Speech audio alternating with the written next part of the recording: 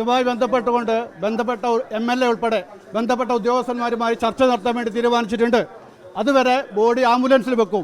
ആംബുലൻസിൽ വെച്ചതിന് ശേഷം ചർച്ചയ്ക്ക് തീരുമാനമായതിനു ശേഷമാണ് മോർച്ചറിയിലേക്ക് മാറ്റാൻ വേണ്ടി അനുവദിക്കുള്ളൂ.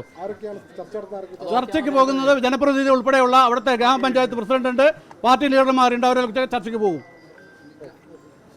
ഷിഹാസ, ഇപ്പോൾ ഇവർ പറയുന്നത് ജനപ്രതിനിധികൾ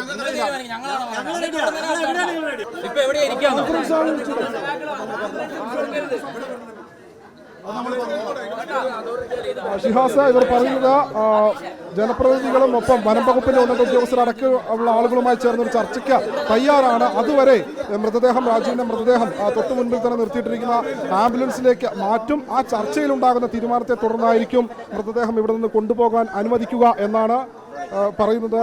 ഷിഹാസ്,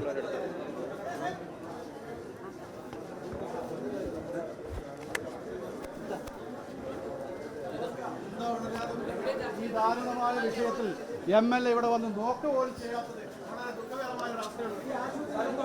ഈ സ്ഥലത്തുണ്ടായിട്ട് വളരെ ദുഃഖകരമായ അവസ്ഥയാണ്. എന്താ 7 വട്ടം നഷ്ടപ്പെട്ടത്? ഇപ്പൊ എന്തായാലും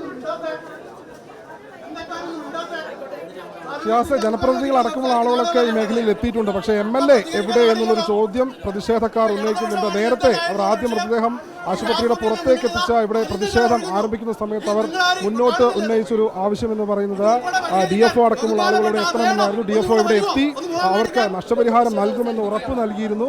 പക്ഷേ ഇപ്പൊ ചർച്ച എന്തെങ്കിലും ചർച്ചയ്ക്ക് തയ്യാറാണ്. ബന്ധപ്പെട്ട MLA ഇവിടെ സാർ ചർച്ചയ്ക്ക് തയ്യാറാണെന്ന് അവർ പറയും. ചർച്ചയ്ക്ക് തയ്യാറാണ്.